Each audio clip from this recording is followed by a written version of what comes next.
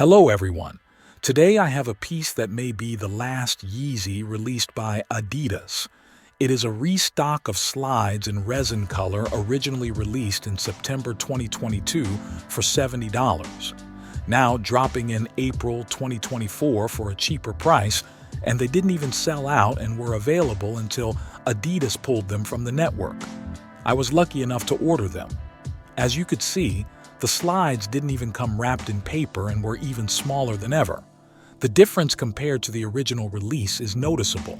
Now let's move on to the silhouette as such. Crafted entirely from rubber foam, these slides offer exceptional comfort and lightweight wear. Let me know in the comments if these Yeezys are still interesting to you.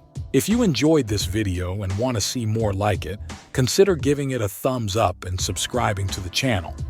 Now, let's take a closer look at these sneakers themselves.